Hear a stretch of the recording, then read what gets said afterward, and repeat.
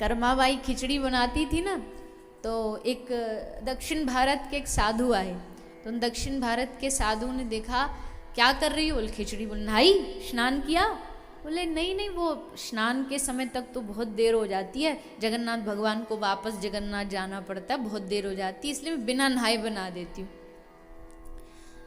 तो दक्षिण भारत के महात्मा जी नाराज हो गए, बोले तुमको कुछ नहीं पता क्या मर्यादा होती है, कैसे होती, और बात तो देखो सही कह रहे हैं, स्नान के बाद ही भगवान का भोग बनना चाहिए, तो पहले स्नान करो। बोले ठीक है बाबा जी हमको पता नहीं था, अब कल से स्नान, अब कल से स्नान करी, अब जब स्नान करके फिर खिचड़ी बनाई, जब तक तो देर हो गई, इतने में भगवान आ गए, और भगवान आकर के बहुत जोर जोर से चिल्ला रहे, माँ कहते थे कर्मा को, तो जोर जोर से कह रहे हैं, कर्मा नाम नहीं था इनका, नाम कुछ और था, पर ये नाम इसलिए पड़ा क्योंकि ठाकुर जी आके चिल्ला चिल्ला कह रहे हैं जल्दी कर्मा, अरे देर हो रही है माँ, जल्दी कर माँ, तो कर्मा नाम पड़ गया। तो बोली भैया अभी तो स्नान ध्यान किया, बनाई खिचड़ी, जल्दी जल्दी खा रहे गरम गरम खिचड़ी, इतने में ही जगन्नाथ मंदिर के समय हो गया भोजन का, तो जगन्नाथ मंदिर में घंटी बज गई, मतलब अब पुजारी जी खोलने वाले पर्दा, और ठाकुर जी वहां हैं राजस्थान, मौज ले रहे हैं, खिचड़ी खा रहे हैं। दुनिया का अकेला, पूरे विश्व में अकेला एक ऐसा मंदिर है जहां एकादशी को भी खिचड़ी का भोग लगता है, कर्मा की खिचड़ी। तो जैसे पर्दा खोला, वो जल्दी भाग भाग के आए, इतना सेटिंग वेटिंग करे अपने कि भैया अब पर्दा खुलेगा, तो सेटिंग तो सब ठीक थी, पर पुजारी देख करके आंख खुली खुली रह गई, अभी तो भोग नहीं लगा, और इनका पूरा हाथ और पूरा मुंह खिचड़ी में सना हुआ था। पुजारी जी ने कहा प्रभु कहाँ उदम करके आ रहे हो, बोले कहना नहीं किसी को, कर्मा की खिचड़ी खा के आ रहा हूँ, पता नहीं कौन सा बाबा आ गया, उसको सिखा पढ़ा दिया नहा धो के बना, अब जब तक मैं वो नहा धो के बनाती इतने यहाँ मंदिर का भोग का समय, जाओ उस बाबा को समझा के आओ। पुजारी जी को भेजा, सत्य घटना, पुजारी जी बाबा के पास गए, बोले बाबा आपने ये ठीक नहीं किया। बाबा बोले लो, ऐसा भगवान सही करें तो भी इसको ठीक ना लगे, पर वो समझ गए कि भगवान भाव के खातिर कह रहे हैं, तो जाकर के कर्मा को कहा बेटी तू जैसे पहले भोग लगाती थी ना, भगवान का वैसे ही भगवान वैसे ही चाहते हैं। कर्मा बोली चलो एक टेंशन खत्म, अब बिना नहाए भोग लगाऊंगी और ठाकुर जी को पवाऊंगी। तो कई बार हम गलती सुधारने के चक्कर में खुद माथे पे अपराध ले लेते, ऐसे कई, एक रामानंदी साधु थे, कुछ एक मंत्र जपते थे, राजीव लोचन कमल ने, तो उल्टा जपते थे, किसी ने आके सीधा करा दिया, तो भगवान सपने में गए, बोले नहीं उल्टा ही ठीक है, हम उल्टा ही जपना पसंद है हमें। तो विचित्र ठाकुर हैं ये, विचित्र भगवान है। तो कृष्ण ना भी बोलता कई लोगों से किशन बोलते, हरे किशन, उसमें भी ठाकुर जी मान लेते, चलो हमारा नाम। एक बच्चा बोला कि ये ठाकुर जी तुम्हारे बिहारी जी तो काले हैं, तो हरे क्यों बोलते हो, हरे कृष्ण ऐसे बोला करो, काले कृष्ण कृष्ण कृष्ण काले काले, काले राम राम राम काले काले। बात में तो बच्चे के तो दम था, बेचारा तो बोला हरे तो है ही नहीं, ये काले हैं।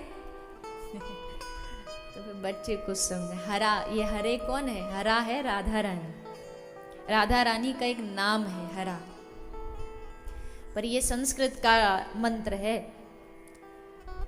कली संतोपनिषद का मंत्र है। तो हरा संस्कृत है, तो हरा का संबोधन के कारण संस्कृत में हरे बन गया। तो हरा राधा रानी, हरे राधा रानी, हरे कृष्ण कृष्ण कृष्ण हरे हरे, हरे राम। राम मतलब लोग समझते हैं ये वो वाले राम हैं, त्रेता वाले राम, लेकिन महामंत्र में जो राम आते हैं, इस मंत्र में ये राम जो कण कण में रमण करने वाले हैं, कण कण में रमण करने वाले ठाकुर जी। तो यहाँ भी राम का मतलब भी कृष्ण ही है। अब इसमें भी कई लोग दुविधा करते हैं कि जी राम वाली लाइन पहले लेनी चाहिए, कृष्ण वाली बाद में लेनी चाहिए। तो देखो उपनिषद के हिसाब से तो मंत्र जो है वो हरे राम पहले हरे कृष्ण बाद में, उपनिषद के हिसाब से। और ये उपनिषद का मंत्र, और वेद और उपनिषद का मंत्र बड़े नियम से लिया जाता है। चलते फिर से नहीं ले सकते, बेड पे बैठ के नहीं ले सकते, जूता चप्पल पहन के नहीं ले सकते, जबकि हमको भगवान का नाम हमेशा लेना है। तो महाप्रभु ने, श्री चैतन्य महाप्रभु ने कृपा करके इस मंत्र में हरे कृष्ण पहले कर दिया। अब ये उपनिषद मंत्र नहीं बचा, अब ये नाम बन गया, हरि नाम। अब इस हरि नाम को आप कभी भी ले सकते हो, नहाते धोते, शौचालय में बैठे, गाड़ी में बैठे, चप्पल पहने, बेड पे सोए। अब ये उपनिषद मंत्र नहीं, अब ये हरि नाम हो गया। इसलिए हरे कृष्ण पहले बोला जाता है और हरे राम बाद में लिया जाता है। तो ऐसे कृष्ण, कृष्ण का नामकरण हुआ। फिर धीरे धीरे श्री ठाकुर जी थोड़े से बड़े हो रहे हैं, थोड़े भाव से बड़े होते होते कुछ ना कुछ लीलाएं करते हैं। भावग्राही जनार्दन, भगवान का नाम क्या है? भावग्राही, भाव को ग्रहण करने वाला। और जैसा अभी थोड़ी देर पहले बताया कि भाव से गलती भी भगवान को स्वीकार है। एक पूज्यपाद श्री रामायणी जी एक कथा सुनाते थे, उनकी बड़ी प्रसिद्ध कथा, बहुत प्रवक्ता उसको अपनी कथाओं में बोलते भी हैं। लेकिन भगवान का भक्त था, भोला सा भक्त था, उसको ज्यादा कुछ ज्ञान व्यान आता नहीं था और ग्रस्त धर्म में रहता था, मतलब परिवार था उसका, परिवार के साथ रहता था। अब परिवार वाले उससे बड़े दुखी थे। दुखी क्यों थे? क्योंकि वो खाता बहुत था, बहुत भोजन करता था, उसको 15-20 रोटी एक समय, फिर दोपहर को, फिर शाम को। तो हमारे घर वाले बड़े दुखी थे उससे, उसे बार बार कहते जा तू यहाँ से चला जा, जा तू यहाँ से चला जा। अब वो बेचारा एक दिन सब छोड़ छाड़ के एक साधु जी के आश्रम पे आ गया। एक बाबा जी गुरु जी के आश्रम पे पहुंच गए। तो आ गए, अब आ गए महाराज जी के आश्रम पर। तो महाराज जी से कहा, महाराज जी आश्रम में जगह मिल जाएगी थोड़ी? बोले हाँ बिल्कुल मिल जाएगी, थोड़ा बहुत देखो सेवा करनी पड़ेगी, झाड़ू पोछा, बर्तन वर्तन साफ सफाई थोड़ा ये कर दोगे? बोले जो कराना कर दूंगा, बस शर्त हमारी एक है, भोजन समय पे मिलना चाहिए। हमारे घर वाले कहते हैं कि ये बड़ा खाना खाता है। बाबा जी ने कहा कोई बात नहीं भैया, जिसका जितना खाता है वो उतना ही खाता है, तो तू चिंता मत कर, हमारे यहाँ कोई भोजन भंडारे की कमी नहीं है। साधुओं के भंडारों में तो बड़ा बढ़िया माल टाल मिलता है, तो तू जो कहेगा वो खाने को मिलेगा। रह गया, अब झाड़ू लगा देता, महाराज जी का चौका लगा देता, बर्तन वर्तन साफ कर देता, रोज भरपूर लड्डू रसगुल्ला रबड़ी सब खाता चकाचक, बढ़िया उसके दिन कट रहे थे। 10-15 दिन हुए। अब जैसे एक दिन जगा, अब रोज सुबह 4 बजे से कढ़ाई चालू हो जाती है आश्रमों में, तो भोजन प्रसादी बनना चालू हो जाती है।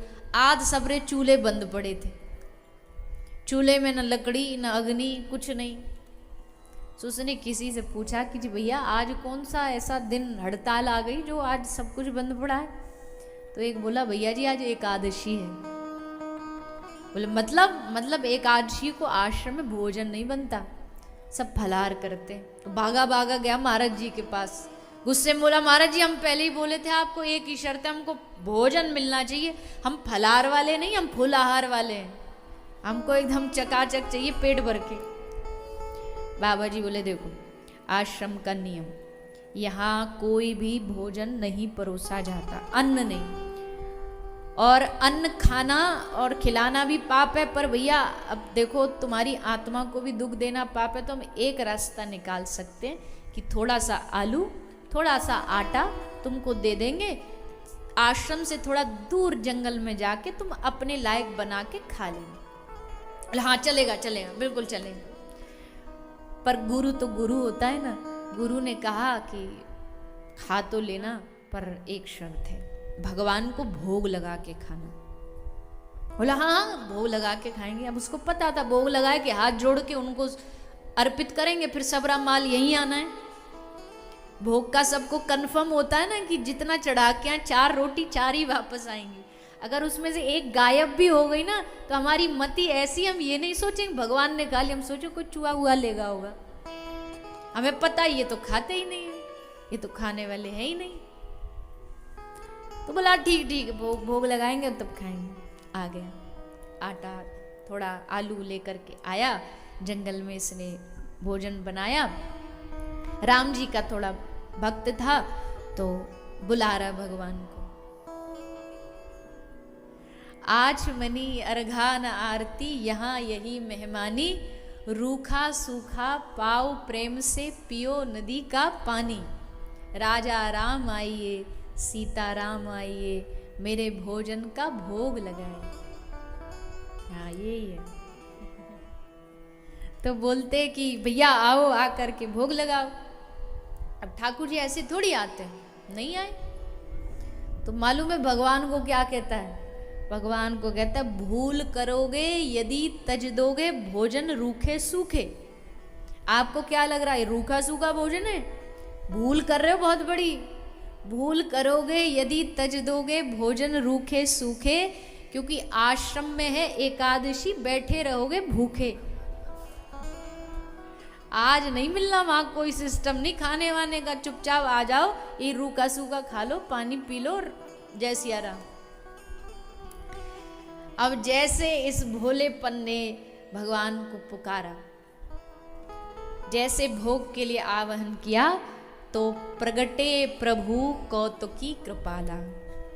कौतुकी ठाकुर प्रकट हो गए और आज तो ठान के आए कि इस पे कृपा करके रहे, कौतुक करने आए। आए कैसे?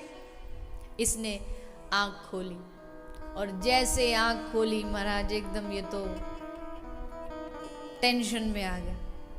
टेंशन काहे की थी? क्योंकि इसने बुलाए थे राम जी, पर यहां राम बाम दिसी जानकी। राम जी अकेली थोड़ी चलेंगे, अपनी धर्म पत्नी जी को मैया को संग लेकर के चलेंगे। तो स्वयं आए और जानकी मैया दोनों को देखा। अब इसको खुश देख करके खुश होना चाहिए, एकदम स्तब्ध हो गया। स्तब्ध होकर के राम जी बोले भैया बेटा क्या हुआ? इसने कुछ नहीं पूछा, बस यही पूछा ये श्रीमती जी कौन है? ये जानकी मैया है। अच्छा अच्छा ये भी भोजन खाएंगी? बोले तूने बुलाया है तो खाएंगी। क्यों? जब से तू पुकार रहा था आ जाओ राजा राम आइए, राजा राम आइए, अब आए तो लगाओ। अब इसने बेचारे ने बनाई इस हिसाब से था, एक हम एक राम जी, दो का जुगाड़। अब दोनों की दोनों ये आ गए। जैसे तैसे दिल पे पत्थर रख करके इसने वो भोजन दोनों को समर्पित कर दिया। बेचारा भूखा। वैसे ही एकादशी हो गई। अब अगले एकादशी को बोला ध्यान रखूंगा, 3 का लेके आऊंगा। तो गया गुरुजी। गुरुजी वो तो 2 आ गए थे, तो थोड़ी सी सामग्री बढ़ा दो। गुरुजी को लगा भूखड़ है ये, वैसी पहले भूख भूख करता था, तो इसको थोड़ा सामग्री बढ़ा दी जाए। तो बोला इसको थोड़ा और दे देना, झूठ मूठ नाम ले रहा है, जा ले जा 3 का ले जा। तो ले गया। अब इसने फिर भोजन बनाया, फिर राजा राम आइए सीता राम आइए, मेरे भोजन का भोग लगाइए। और आँख खोली कि आज तो हम 3 का भोजन बनाए हैं। और जैसे आँख खोली राम बाम दिसी जान की, लखन दाहिनी ओर। अब तो महाराज फिर एकदम बहुत चक्का रह गया। बोले आज ये कौन से भाई साहब को ले आया आप? बोले सचमुच भाई साहब ही है हमारे, भाई साहब ही लगते हैं लक्ष्मण जी। तो 3? बोले हाँ 3। अब 3 का भोजन बेचारे ने जैसे तैसे परोस दिया। अब परोस करके फिर भूखा रह गया। अगली बार फिर गुरुजी से एक्स्ट्रा राशन मांग करके लाया। गुरुजी ने एक्स्ट्रा राशन दे दिया। और जैसे राशन दिया, अब क्या सोच रहा है? बोलता आज पहले बुला लेता हूं,